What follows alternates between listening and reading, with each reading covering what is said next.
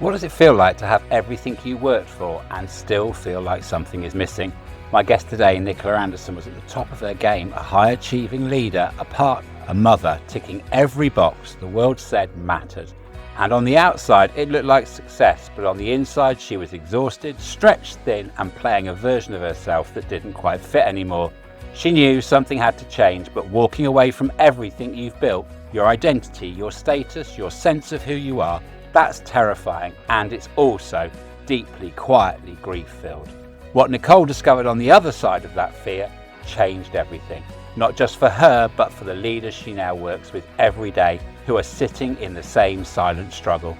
In this conversation, we talk about what it really means to pause before you leap, to transition with intention rather than just escape, and to redefine your success on your own terms without losing yourself in the process. If you've ever thought, I can't carry on like this, this episode was made for you. I'm Jody Brooks. This is Messy Midlife. It's not a crisis, it's a call to connect, and I'm so glad you're here. Welcome, Messy Midlifers. Answering the call to connect today is Nicole Anderson. After 2 decades of watching successful leaders crumble under the weight of their own achievements, she made a radical discovery. The very strategies that built their success were leaving them stuck, overwhelmed, and exhausted. As a partner at the Kayla Group and co-creator of The Inner Work of Leaders, Nicole helps high-achieving executives solve a paradox: how to maintain peak performance whilst building unshakable confidence and creating lasting impact. She's a certified purpose factor facilitator who helps leaders uncover what they do best and why it matters. Nicole doesn't just help leaders manage their overwhelm, she helps them redesign their relationship with success itself. She delivers insights that cut through the noise of traditional leadership advice, and she challenges the dangerous myth that burnout is just the price of success, and shows leaders what she calls bold leadership, leading with both impact and integrity. Nicole, welcome to Messy Midlife. Thank you so much, Jody, for having me. It's great to be here. And we had a pre-chat, and I know that we're going to have a great show today. And as always, let's start in that messy middle. There was a messy middle moment. I've read your profile, we've chatted. What was that messy middle moment for you, Nicole? Yeah, it wasn't very pretty and it didn't feel very good, as is most messy middles. I think for me, the real shift happened after I had my first kid, or even maybe before when I was pregnant. And I started to have this, I was on the wheel, right? I was on the treadmill, just going as fast as I could. And everything that had gotten me to where I was in my career, all of a sudden wasn't working anymore. And I found myself with really nothing left to give. My spouse, as the kids were born, I had nothing left for them. And it just became this cycle. And I realized, I had this moment where I was like, what is the point? What's my why? And I defaulted to what a lot of people default to, which is, oh, it must be my job. I must need a new job. Or I must have to work part-time in order to have the life that I want and the freedom that I want. And excuse me, and it really started there. And I had some amazing people in my life at the time that just challenged that, thank goodness. But it was a slog. It took years to get through that. Career-wise, that's a huge shift in identity, becoming a parent. And I think it's interesting that you say as well that it perhaps started beforehand. I think when we know there's a transition coming, it starts the cogs going. But I'm interested to know, what was the career at that point in time? Yeah, at that time, I was leading a people and culture. So at this point, I was standing up a talent engagement function in my organization. I had come in as a consultant and I had been there for a good 6-7 years and was successful. And then my brain just has a way of seeing where the gaps are and finding ways to connect them. So that's what I started doing. And I'm passionate about people and leaders and helping them thrive. And so that's where I started to gravitate. So at the time when this was happening, I had built a bit of that function up And I was straddling an internal corporate world and consulting at the same time. That's a lot of external that you're having to essentially put a front on and a presentation, particularly in that arena where it's about people. Was there a part of it that felt like that there was very much this external you, which was this encouraging people to be their best and everything, whilst at the same time on the inside, that's not how you felt? Yeah, the irony probably didn't hit me in the moment, but looking back, the irony was very strong. It's interesting, get a little personal here, if that's okay, but Yep. I grew up in North Carolina, so in the States, this is the South, and there's a very traditional mindset, and you'll find some of the warmest people you'll ever meet. They're huggers, they're very open. And so I moved up into the DC area, which was much more structured and chaotic and busy. And as I made that transition, I did find that I started to shift who I was and how I showed up. And there was a wall that started to come up. So it was about this point where the wall that kind of keeping everybody at arm's length and being kind of protective about myself, it was starting to show some cracks at this point. And so when you talk about this face that I felt like I had to put on, or this performance, it felt very real. It felt like that was something that I had to do in order to succeed, to be seen as a leader, to be ready for promotion. And yeah, that face, putting on a face was very, very real. And then as a female, often I would get the advice when you're not feeling 100% confident, or in my case, I was working in the consulting space that was highly male dominated, older white men dominated. So as a younger female coming in, feeling like I had to prove myself, the strategy was fake it till you make it, right? Put on your skirt and your heels and pull your hair up and pretend like you know what you're doing to build that trust. And so all of that was starting to hit at the same time. It didn't feel authentic. It was exhausting. And yeah, certainly looking back, there's this sense of this layer that I was putting on, this mask I was putting on in order to play the role that I thought I was supposed to make to be a successful leader. You say that you make the very valid point about being a female and then obviously becoming a mother, and how that can be seen, particularly in those arenas, to start impacting not essentially what you might think of your capability to do the role, but again, in that world you're in, it sounds like there's very much that element there of now you're a mother, you're not as capable in the workplace as you were before. Did that appear? Did that play a part of it? Actually, if I'm being really vulnerable, there was a moment that I was pregnant, and I met with my HR representative at the time. And I just remember having this almost, I wouldn't even call it a panic attack. That feels a little dramatic, but it was this kind of reckoning that I had where in my head, I could either be a good mom or I could work hard, do the 50, 60 hours a week, and I couldn't have both in my head at the time. And so, yeah, I absolutely had this bit of crashing together that happened, this reconciling that had to happen in order to start to rethink how I was doing things. And ultimately, I did find, and maybe I'm jumping ahead too much, but yeah, I did find that there is a way to have both. It just looks different than what I thought it was. So I really had to break the mold of what I should do and what I thought success looked like in order to be able to find my own way. I think for a lot of people, it usually is tied up in identity, and when our identity is placed outside of ourselves. And it's interesting there, listening to you, that you're on this very successful career path and that's been your destination, and then all of a sudden you don't think it's going to derail, but you make this phenomenal, fantastic decision to be a parent, and all of a sudden you're presented with what shouldn't be a choice, but at that time it feels like a choice. I wonder then, see, I'm presuming you go off, you take your maternity leave, and how did that feel, being almost, I would have thought, was it like being suspended in time? You've got this new role, but that old one's sitting there, and there's a point of a decision that has to be made later on. The time, as with many messy middles, it was all mushed together. You don't totally realize when you're in the middle of it the diamond that's being formed at the time.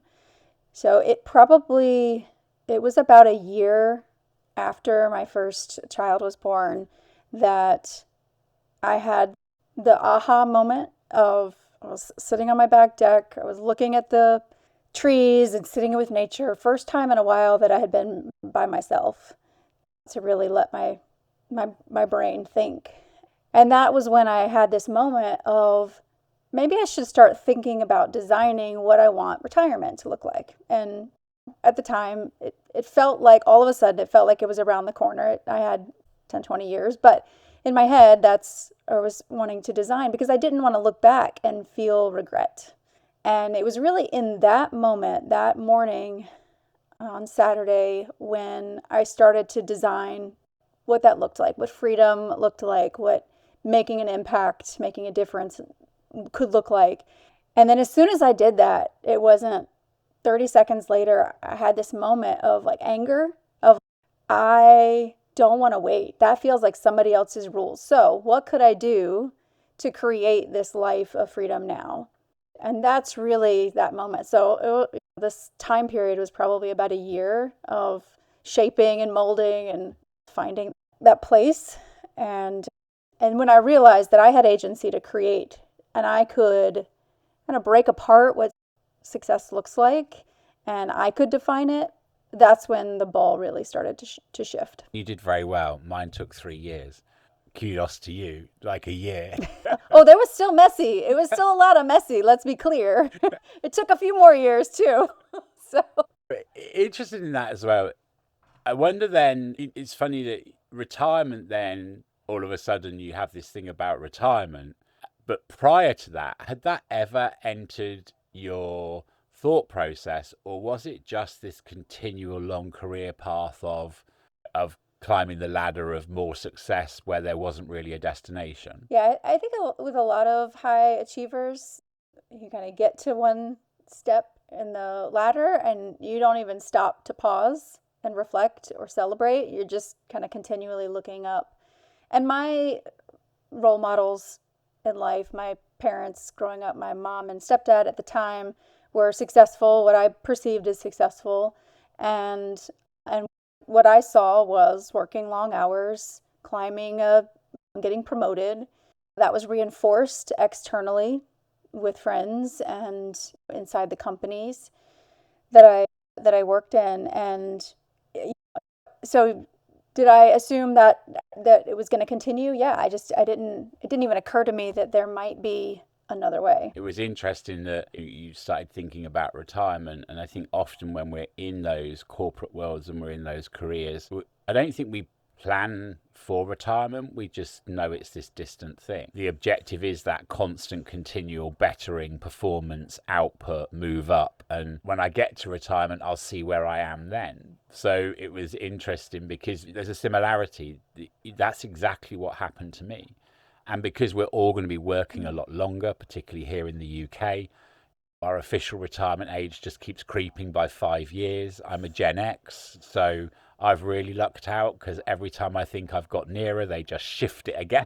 That was my pivotal moment. My pivotal moment was, okay, you need to work out how you retire but carry on working, how you redesign it so that you can do the things that you perceived you would do in your later years, but you're going to have to work as well. So this means that you have to redesign work. I think it's interesting that maybe we've shifted what retirement is completely.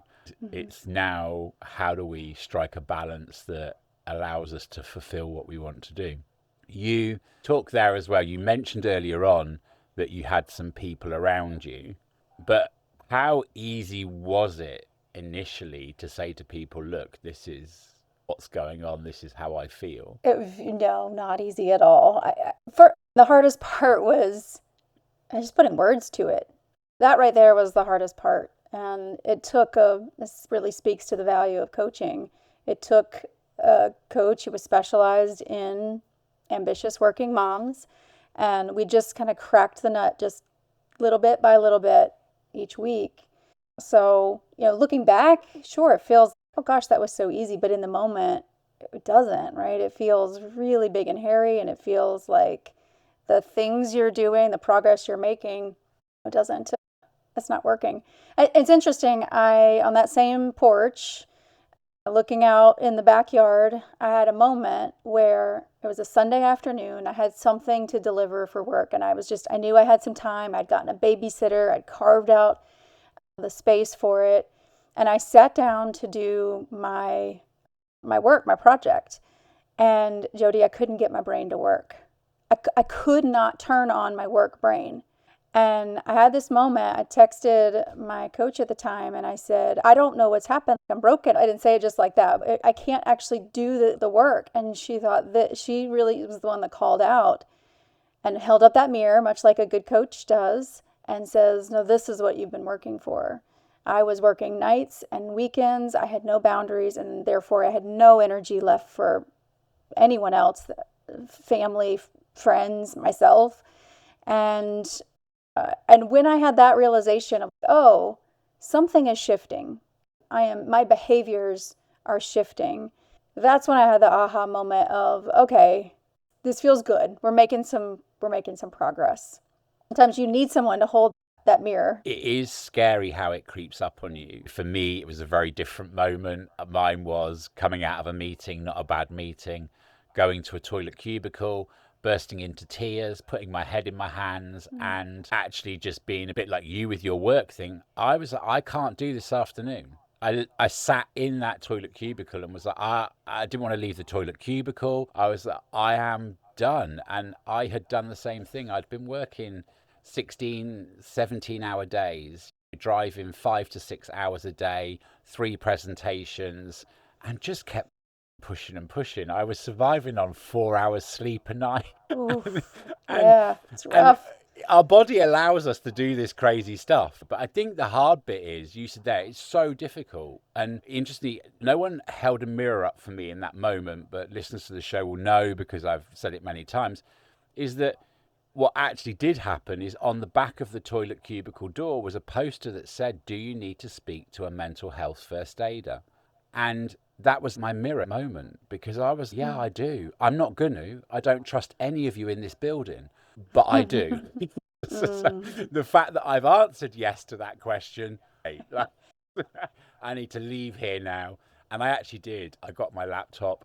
I left the building and drove home and took 3 weeks off from there. And that was that kind of radical moment and a huge shift afterwards. But it's interesting as well, that element where you were saying it's not easy to work it out, because essentially everything on the outside looks great job, usually house, car, salary, I had a company car, the works.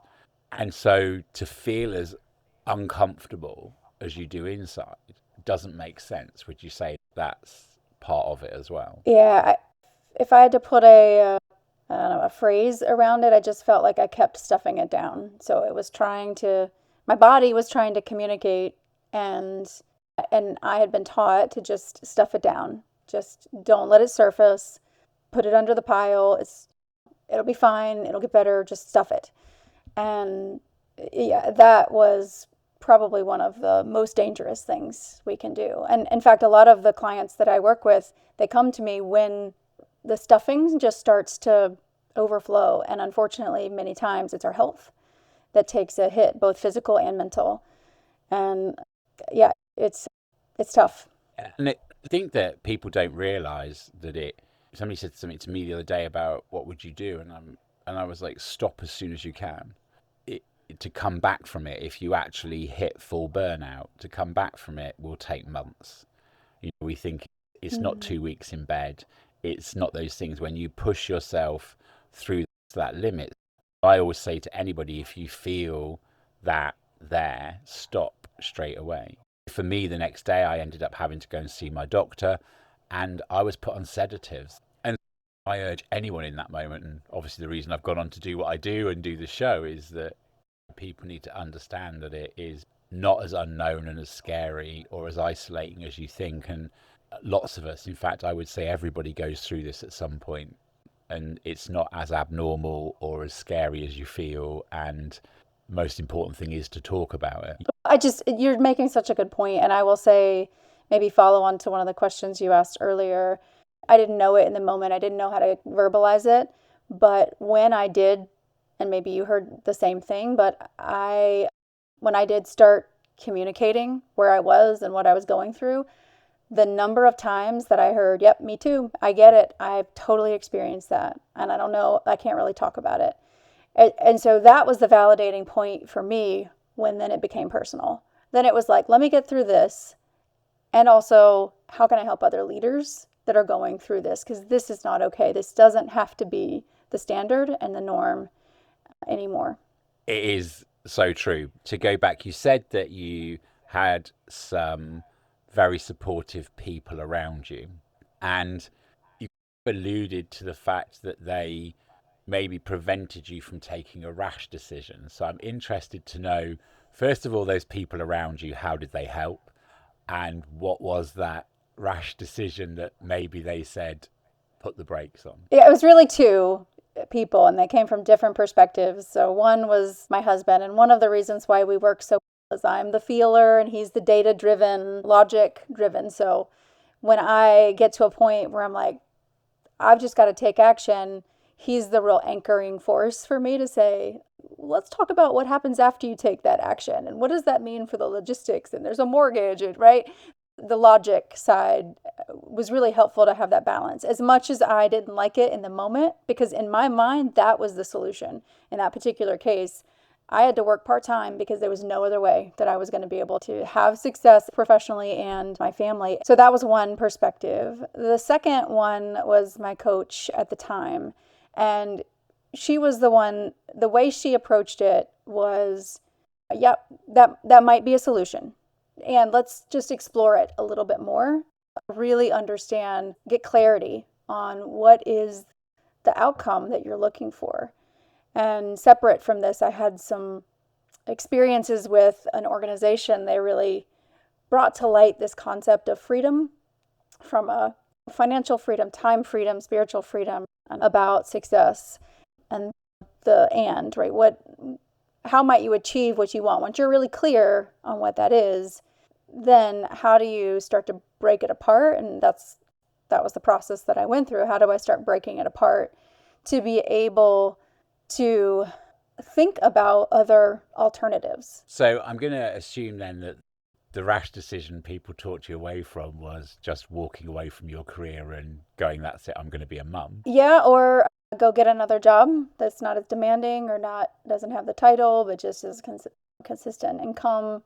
There was always this sense of choice. I can't be successful professionally, and the way that I interpreted that was make a difference in the world, make something better, that I couldn't contribute there and have any mental capacity to show up as a present parent. So as we come to the end of the first half of the show, what would you say were the key things that at the point that you begin to then transform this, with your key realizations about this messy middle moment, how you were going to go forward? In no particular order, it was a combination of first naming it. I'll say first pausing, to your point. Pausing, creating some space mentally. And it didn't have to be, for me, I didn't have the luxury of being able to just go off, and I had to do it in these small chunks of time, but I created that space. So create the space and then notice. I had to notice what my body was telling me and then learn how to respond to it versus react or just stuff it down. And I would say those two things, once those started happening, the rest of the process for me started to take shape. But those two things had to happen first. I work from something called the 9 Principles of Authentic Living, and the first one is awareness. And my awareness moment was that toilet cubicle. And I say to everybody, it is pause first. Interesting for me is also, I didn't, as much as I wanted to, hand in my notice, walk away. And I was prepared to have no job. That's how bad I felt. But it was a friend who said to me, don't implode your life. Don't implode your life. There has to be a different way. And so it's interesting again that we all go through these things. We have these similar feelings. I say to everybody, the first part of the solution is awareness, is to notice, to allow, to pause, to come off the hamster wheel and stop looking ahead and just start in the messy middle. Sit in that mess and see what it really shows you. Notice it. And I planned an 18-month exit from there. Went back and had lots of ways of coping, but I think I did it ultimately because I knew I was on my way out the door, but I was going to do it without leaving myself in crisis. So there's a real similarity in both of those things. Is there anything before we come to an end of this messy moment that we haven't covered that you would like to mention to the listeners before we take a quick break and then talk about the amazing work you do now? One thing is coming to mind, and that is when I look back at my journey, I have some of the moments that we talked about, things got better, and then I took it on. I did it myself, stopped the coaching, moved on, and it wasn't that much longer, maybe 9 months or so. I found myself in the front of my house in the driveway and an absolute wreck again. And I remember having Rebecca on the call with me, and she said something really profound to me that has stuck with me, and I use a lot with my clients as well. And it was this. It was choose your hard. What you're going through right now is hard. It's moving fast. There's a lot of things out of your control. It's hard. Making a change is also hard. Both of them are hard. All you have to do is choose which hard you want. And that right there it just shifted for me. And recognizing it is a choice and staying status quo while the brain tells us that's safe because it's known, it's not an unknown. It doesn't, we know the devil in front of us, right? It's just a matter of really choosing that hard. I really like that. There's something that I use with my clients, and I say that if you're finding that you need to be resilient, then it usually tells you that you're avoiding a change, because to stay stuck in that moment takes resilience, but resilience will exhaust you. Change may be harder momentarily, but you'll have to put a lot of effort into that moment, but you won't need resilience once you've been brave enough to make that change. I am on a par with your coach maybe in my thing, because I knew for me that element of in that toilet cubicle, that was that choice. Is if you stay here, it takes resilience. And you can now see that resilience is not, it comes to an end. It's not an infinite resource. There's a point where you will no longer be resilient and you will break. And so stop, catch your breath, and be brave and make a change. And you certainly did. We're going to take a few moments of a break for you to listen to this little advert, listeners, and then we'll be back after the break and discuss exactly what that change was for Nicole. Before we keep going, I want to invite you into something a little more personal. If Messy Midlife is speaking to you, if you're feeling lost, stuck, overwhelmed, or quietly wondering what comes next, you don't have to walk through this season alone. Inside the Messy Midlife community, you'll find the podcast, the blogs, and practical tools to help you find your way forward. It's a gentle, honest space to explore the 9 principles of authentic living with real support, reflection, and human connection from me and from other messy midlifers who truly get it. It's a place for honest conversations, gentle support, and absolutely no judgment. Just a space to reconnect with yourself and with others who understand.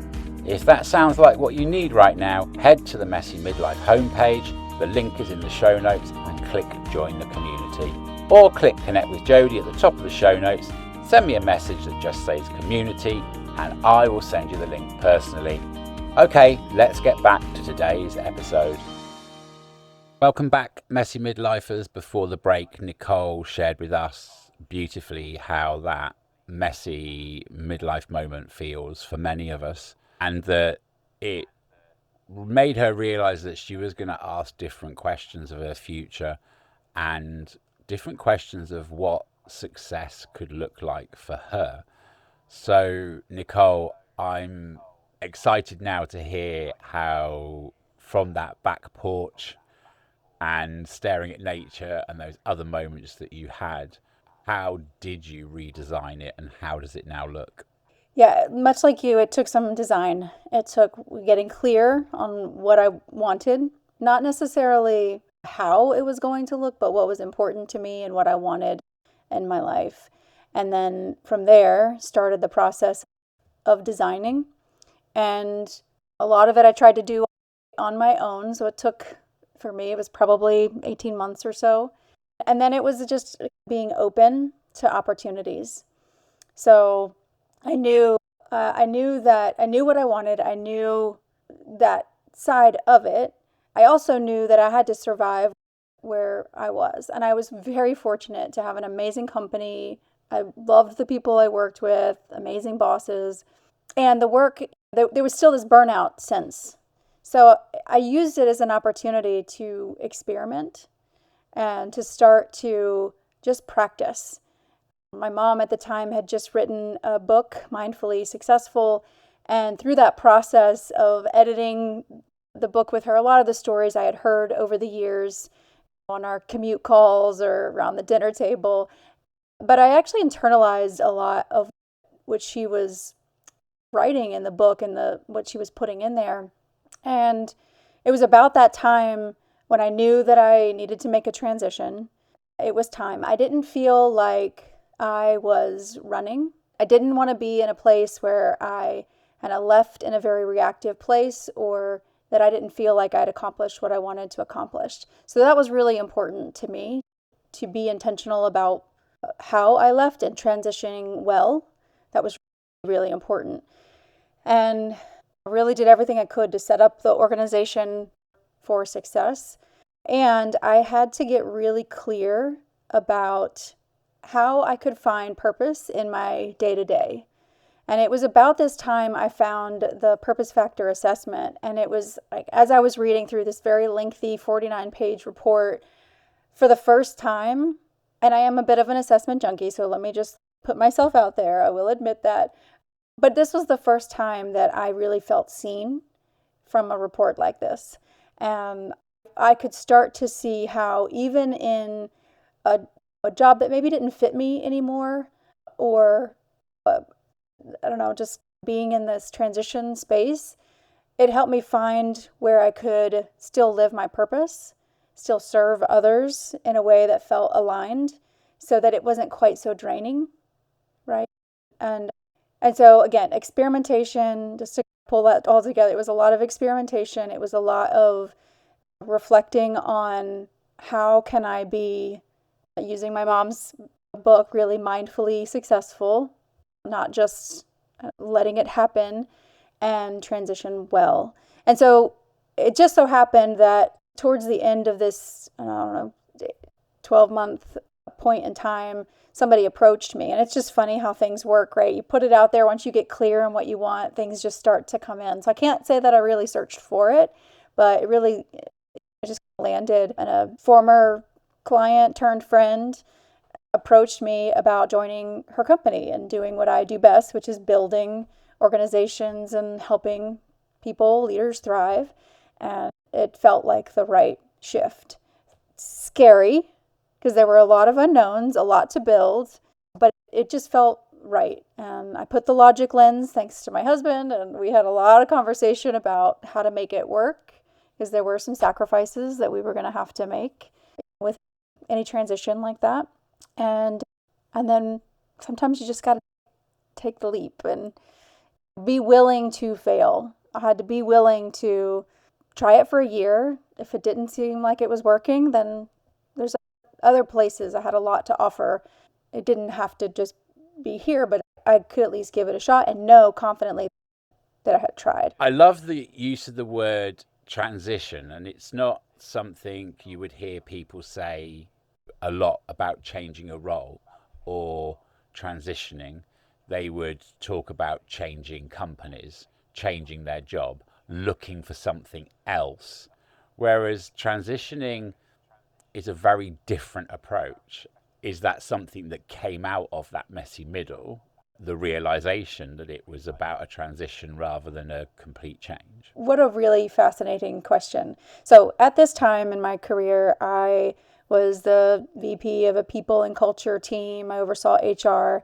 So from my lens, I had seen from the back end of a company people come and go. And we had just gone through the post-COVID, everyone leaving. So I had this view, a bit of an external inside outside kind of perspective, where I had watched people who had left the company well and those that had just given up. Quietly quitting is a fun term I think people still use now. I'm a pattern finder, and so my brain just isn't normal. If you're familiar with Strengths Finder or Clifton Strengths, Arranger is one of my top strengths. So I'm always looking for patterns and themes. And I just started to notice that one, when we leave a company, there's the whole history that we have, especially in a company that feels very family oriented or feels very connected and collaborative. And you can just one day be there and one day not. And it's incredibly jarring, and it doesn't really lend itself, when we think about our portfolio overall, it doesn't really lend itself to being able to thinking about that bigger portfolio perspective, that larger career progression. And so the concept of transition really came up for me when I was thinking about working with a particular individual, and they wanted to leave in a good place. They wanted to make sure to keep the relationships. And through that process, there was this moment of let's not talk about it in the same way. Let's really talk about it organizationally as how do we help people feel comfortable transitioning well. And then on the heels of that, I started thinking about what does that look like for me? And I have this sense of responsibility and a strong caring for the organization and what I had built and what I was leaving behind. So yeah, transitioning became a bit of a mantra for me. When things were getting hard, it really just kind of kept coming back to, is this helping me transition well? Yep, these things are going to be hard, but does it lend itself to transitioning well? And if it served that, then great, I carried on. And if it didn't, it was really easy to shut down whatever it was to not continue. I just love it. I love it as a concept because I think it speaks to staying in alignment and not allowing yourself to be pulled off of alignment. And that's quite often what a job role does to us until we reach break point. And you talk about some really interesting bits there, that so much of our identity, we spend so many hours at work, so much of our identity is tied up in our roles and the people around us and the friends and the colleagues that we make and the legacy that we leave behind, particularly if you've been in leadership or a role where you've caused a change and left an impact. Often I think we do this change thing, which then sees us go into a new role, but actually with an element of grief from the bits that we've left behind. And so we then go into a new position carrying a sense of loss at the same time excitement. And again, it's this double-edged sword, this dichotomy. Everything's great on the outside, but inside it's not. And I'd never thought of it until you said that about that power of transitioning. And then I've had a bit of an epiphany and realized I did the same thing without realizing I'd done it, is I transitioned my way out in order to lessen the impact. And I think that's a phenomenal piece of advice for people is, don't see it as a journey and see it as a transition that makes it easier and means that you get to take all of the bits with you that you want and leave behind a legacy that's appropriate. So thank you for that. That's literally a light bulb moment for me. I'm so glad. And you know what, Jody, I'm really glad you mentioned the word grief, because that is really important for people to recognize. I had a boyfriend years ago. We had decided to go our separate ways, and I was crying one day about the breakup. I'm getting real personal here, Jody. I don't know. For it. That's what the show's about. And he just had this comment to me, and he was like, "But you're the one that started the breakup, but you're crying. That doesn't make sense." And I was like, "No, I can know this is the right thing, and I can feel the grief. Those two things can happen at the same time." And I felt that when I left that organization. I continued on with them for 6 months as a consultant, and it very much felt like grief for a solid 6 months. I just felt this pulling away, and I knew that I was still serving them. I knew they were grateful for the help, And I still felt this grief, and I couldn't really put words on it at the time, but it is just such an important emotion to recognize when it's happening, to know that it's okay, totally normal, and it can happen at the same time as excitement and new things, new beginnings.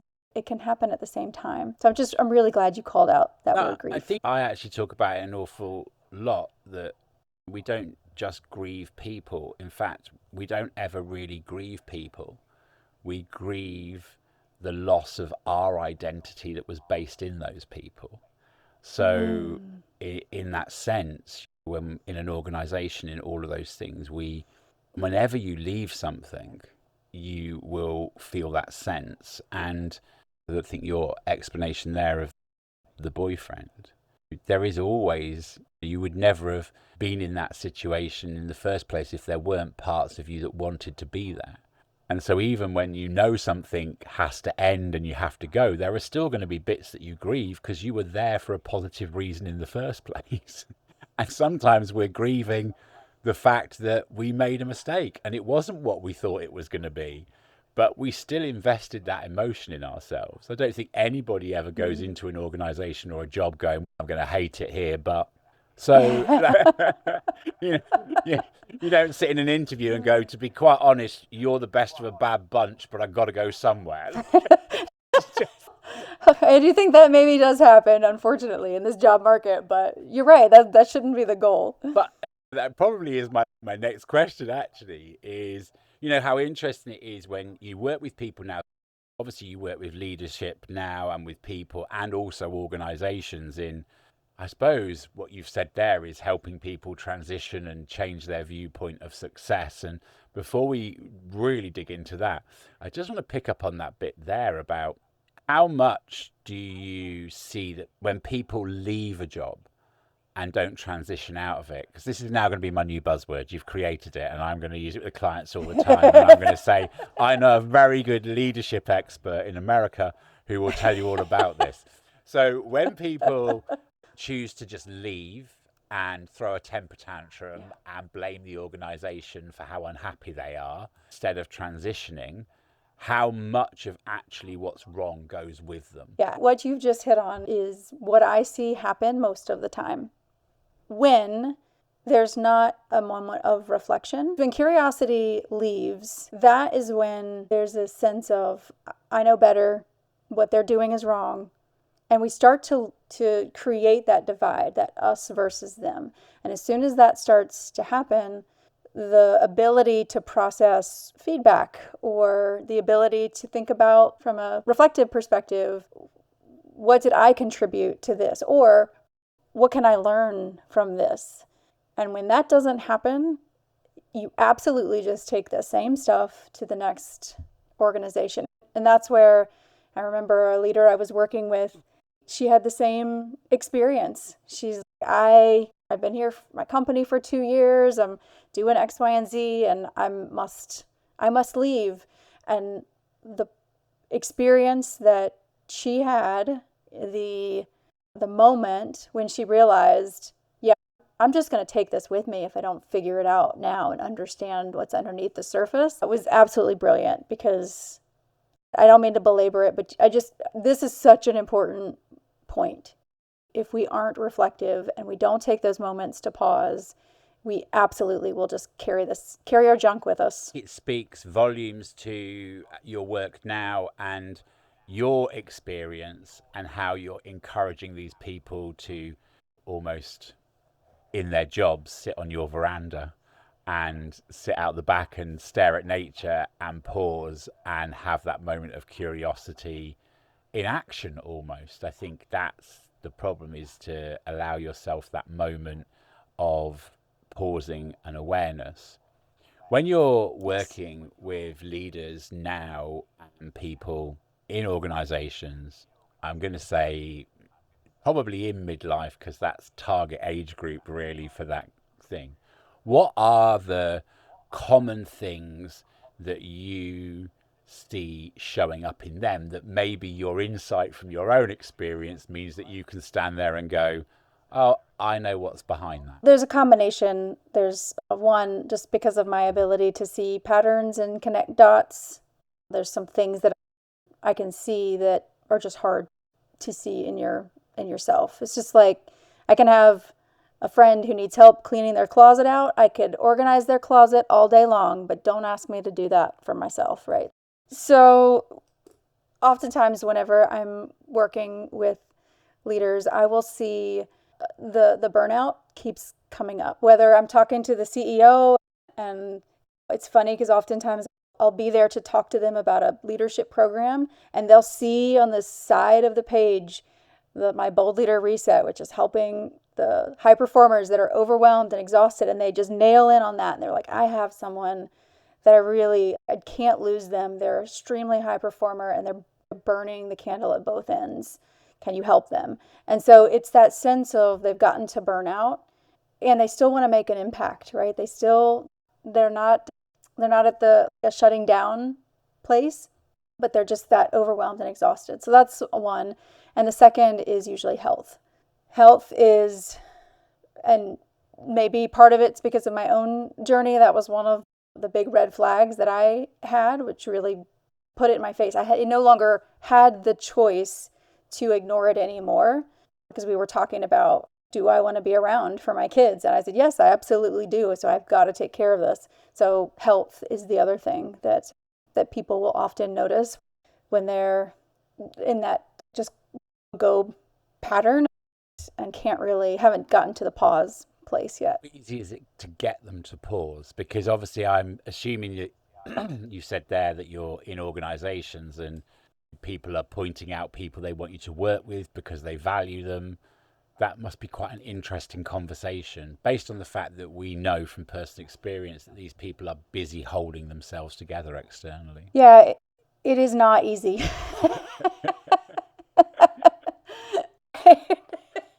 It is not easy to get them to pause. So the thing that I'll often talk about is, and I'll use some neuroscience to this, so it takes away the touchy-feely from it. But when I can help them start to realize that taking a pause is not this frivolous thing on the side, it's not that woo wellness stuff, it is 100% your strategic advantage. When leaders pause, they take the walk around the park in the middle of the day, or they actually get up and eat lunch in the middle at lunchtime. When they do those things to pause or to sit and plan, do their power planning for that week, when they're actually doing those things, that is their strategic advantage. And I think I remember seeing a statistic that only 1% of leaders actually take time to do that strategic planning. 95% of them will say, yes, you need it, but only 1% will actually do it. So if I can get them to see it from a logical perspective and how it's their strategic advantage, then it becomes easier to say, oh yeah, this is a non-negotiable. What would you say is the biggest fear of these people that is keeping them in a strategy that we know doesn't work?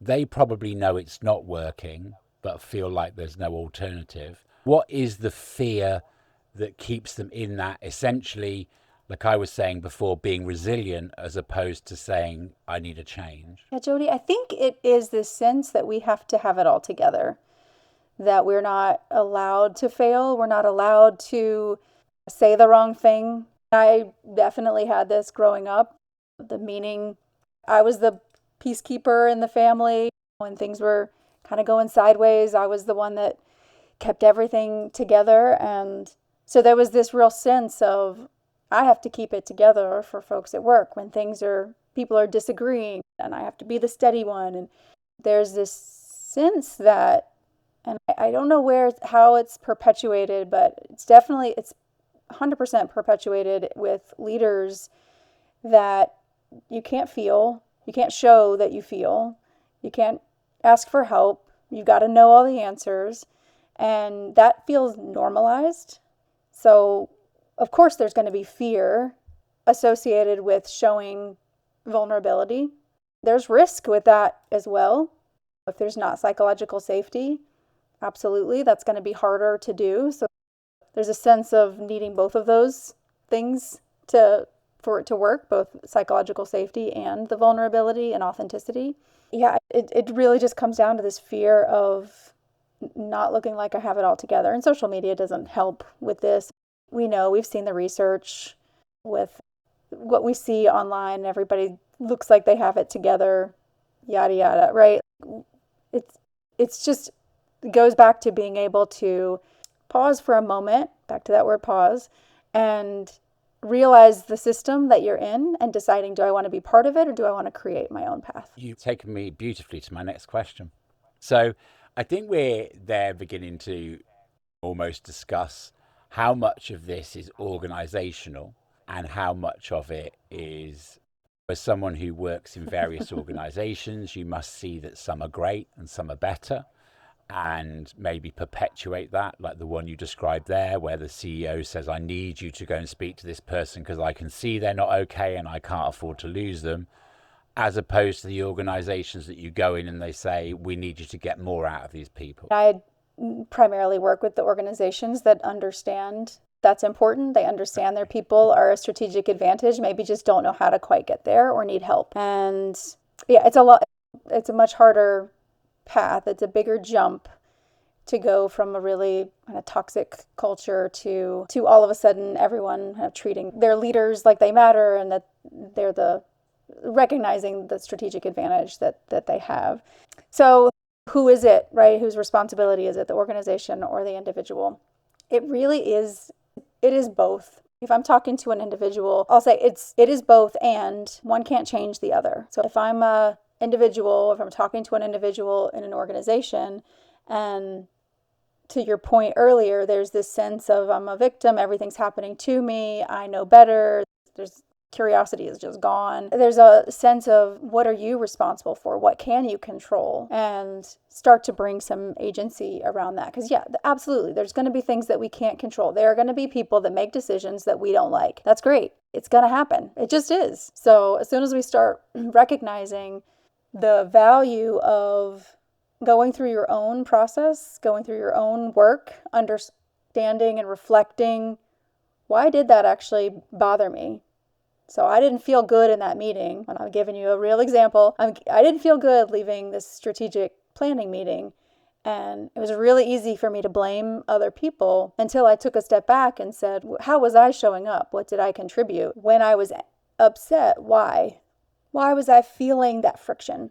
And so it is the employee's responsibility to do that. And it's the organization's responsibility to create an environment where employees can thrive and do their best work. Because without that, the customers aren't going to be happy. The products are going to be crap, right? It's going to be all fall apart. So it is both. I think it is about each party taking ownership, like you say there as well, is not adopting a role of I'm powerless in this. Yeah. Is I do have agency. And also as well, I had a conversation in a podcast the other day where I said, you can't expect organizations to change if you don't ask them to. So if you're all going to say that you have no ownership and sit there and say it's the organization and walk out the door, then it will never change. It's a dual thing where we both have to take ownership. However, there are occasions where we maybe need to make a decision and we have taken ownership. How would somebody know actually I have to transition out of here because this is not my place anymore? That is a tough one to answer. I feel like that might be a really personal. It depends on someone's values. I would always go there first. Where is there alignment or misalignment with values? And where are you energized or drained at the end of the day? And do a little bit of work. It doesn't take much time to start seeing some patterns when we're reflecting on our day with those lenses, those two lenses. Yeah. So you're really saying it's almost mechanics versus emotion. Is it like check the mechanics of it, the role, those kind of things, and then check in with your emotions again, pause on it and ask yourself questions about it rather than making a rash decision? Yeah. Emotions are really tricky, and I'm I'm a feeler. On the Myers-Briggs, my thinking and feeling is definitely higher on the feeling. So I say this with love as a feeler, is that's something, and it took a while for me to get to this. When there's emotion, there's a couple things that's happening. The body is trying to tell us, it's just trying to communicate something to us. And when we don't listen to it, we don't listen to that, oh, that was a little tension here, or somebody just did a little butterfly. Like, what is that about? When we don't do those things and we ignore them, then the larger emotions start to come out. So anger, tears, some of the bigger emotions. And I just use those in particular because those are two that get picked on a lot in organizations. You can't be angry and aggressive. You can't cry. And so when those start to happen, people start to just shut down even more. So there's this sense of having to notice what is the emotion, notice it ideally before it starts to become a really big thing where your mind is blocked, you can't see anything else, and really just listening to what is the body saying. So yes, it isn't, there's a both with the emotion, with that caveat around how to translate the emotion. What do you think how can organizations shift their thought processes, allow for this better conditioned workspace for people? What's the key thing that they need to shift in their thinking? A lot of it goes back to curiosity, again, both from the individual and the organization side. There is a phenomenon I hear a lot, which is this us versus them, leadership versus the people, right? And there's a gap. And so getting curious and listening is the number one best thing to do. One of the programs I love is reverse mentoring. So it's just a simple piece where I get executives connected with someone who is a completely different generation, different culture, different role, function, and get them talking, and it being really clear that the executive is not, or the senior leader is not the one mentoring the younger, it is the other way around. And it takes a little bit of making sure the senior leader doesn't take over and try to guide and give advice. But it's a really simple way just to create conversation in a different way in organizations. Again, one example only, but that listening and getting curious is one of the first things. I'm glanced to the side to see the clock and realize that we are rapidly running out of time. I have two more questions. So you mentioned a word. In fact, you mentioned two words earlier on, and I had another one of those moments in these conversations like I do. And so I want to pose a question to you that came to me.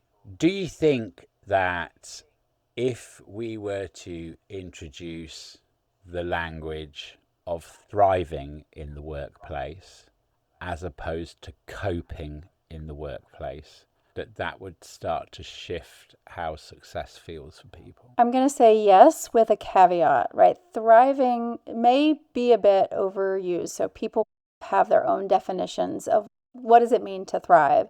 So the caveat is when organizations and individuals get clear on what does that look like, it's going to be different, but there are going to be signs when there's an organization that is where they have leaders that are thriving. And the signs are going to be there's healthy conflict, there's massive innovation, and people feel comfortable to share their thoughts without feeling like they're going to get ripped a new one. So when those things are present, and when they really define what does thriving mean for them, then yeah, it can be really powerful. Now, if it's just a catchphrase, it's something that's thrown up on the wall, it's going to just be a word on a wall. I mean, I love that you way say to that. And I talk about it all the time. I say it's no good. You see it with so many companies. Corporate that I last worked for had lots of shiny values on posters and a whole booklet of them. But they are just shiny values on a wall unless you communicate how you live and breathe those and what they mean in action. And I think that maybe if companies had company principles as opposed to company values, because a principle is essentially how you live a value, then the world might be a bit better place. This thing of the word coping and how much that feeds into that discussion that we had around the fear. Because the fear is that you can't say you're not coping.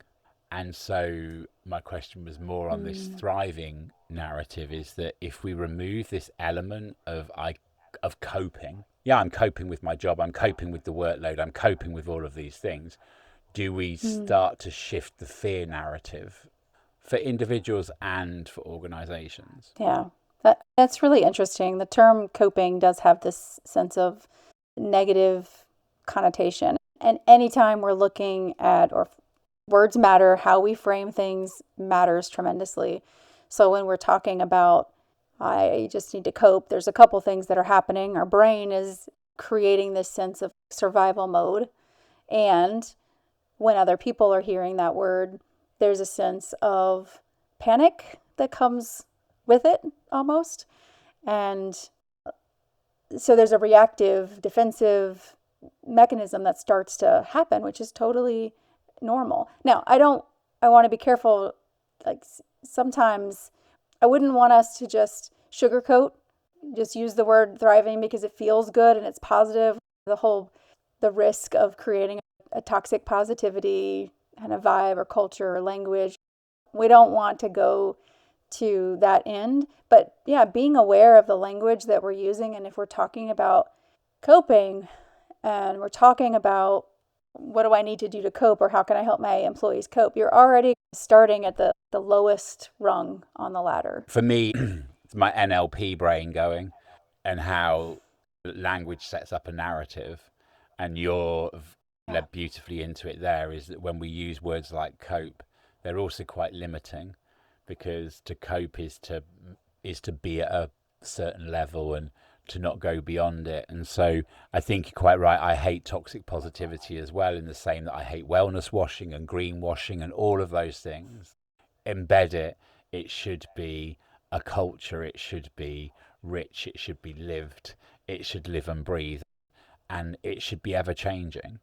You can't put it on a poster or on a wall, because if your company really is thriving, by the time you finish writing, the paragraph will have changed. Because if you're really thriving, you'll have moved beyond the value before you have time to print the value off. And I think that's the lesson, is that when we sometimes print those things and put them hard down, is in that moment we already limit ourselves. Talking about not limiting ourselves. So how, for all of these midlifers listening, and you talk about burnout shouldn't be the price of success, it shouldn't be seen as those things, and you've redefined success for yourself, what would be your advice to the people listening who are feeling some of the things that we've talked about, are in those roles, not sure what their next move is? What would you say to them? Redesign success, maybe from models that they've got, which is next job, next thing. How do they go about redefining success in this moment? I think the first thing is you've got to find somebody to walk it with you. This is not, we, especially high performers, feel like we have to just push through, do it on our own, and we've got to figure it all out. It's like the closet concept. You may be really good at a lot of things, and it's still okay to ask for help. So I would say that is the number one. You do not have to do this alone. And I see this especially as leaders get more and more higher in their careers. Leadership is incredibly lonely the higher you get in an organization or a title. And so just first recognizing you don't have to do this alone. The second is create that space. We talked about pause and how important that is, the strategic advantage that can give you to pause. And it could just be take an afternoon off, go for a walk, sit on a park. I always go to nature because that's where I personally feel most connected. That's where I feel most creative. Find your thing. Do what's going to help you disconnect. Put the phone away. Turn off the notifications. Get a journal and just spend some time putting it on paper. I say often to get a white piece of printer paper, and that's where a lot of the work that some of the clients We start with our vision of success, and it starts with a blank sheet of white printer paper. You draw on it, you can do all kinds of things, but to help get your brain thinking about things in a different way. And there's a number of techniques out there to get the brain started. So get help, take some time, take some space, and start noticing. Really genuinely, even if it's just a week or two, write down when you noticed your body reacted in a certain way. You don't have to do anything with it yet. Just notice it and write it down, and the patterns will start to emerge. I'm sure there are listeners out there that still have questions. Where can people get in contact with you?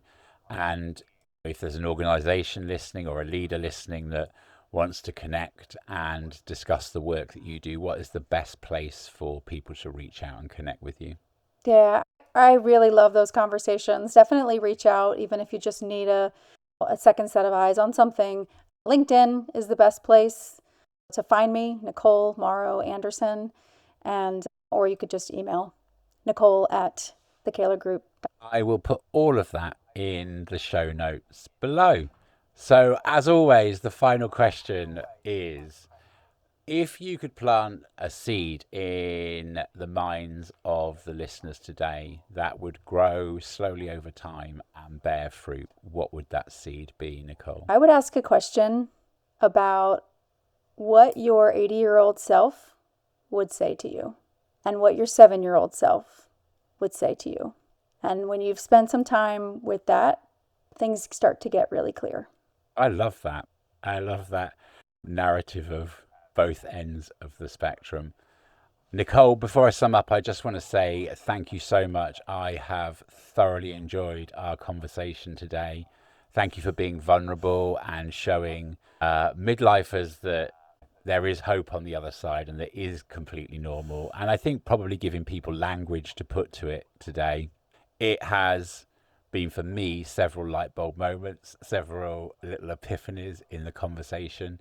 So thank you very much for taking this time to spend with us today. It was my pleasure. And thank you for bringing this to the surface. It's such an important message. As I've just said, there were so many moments in the conversation with Nicole today that have made me think that I will go away from today's show and plow over in my mind.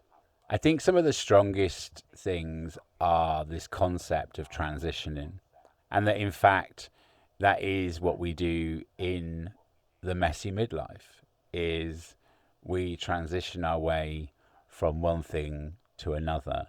And there were so many similarities in much of our conversation today has been about the workplace and our work roles, but there's so many shared identities with what we feel in midlife outside of our work roles and in the roles that we do. And that point of transitioning, of not throwing it all up in the air, not running away from it, but catching your breath outside on the veranda, staring into nature, and just taking that moment to notice, and then plan and transition towards something that feels like the success that you want to transition towards. Messy midlifers, as I always say, remember, you're not broken, you're simply becoming something you were always meant to be. Fantastic. I will see you on the next episode. Take care. Thank you for spending this time with me on Messy Midlife. If this episode resonated, please subscribe, leave a review, and share it with someone who might need to hear it today. You can find the show notes below and more resources at authenticcoaching.me. And just a little gentle reminder, Messy Midlife is here for information, reflection, and personal growth. It isn't a substitute for medical advice, diagnosis, treatment, therapy, or any other professional healthcare support. If you have concerns about your physical or mental health, please reach out to a qualified professional. Until next time, take good care of yourself, and remember, midlife might be messy, but it's not a crisis, it's a calling to connect.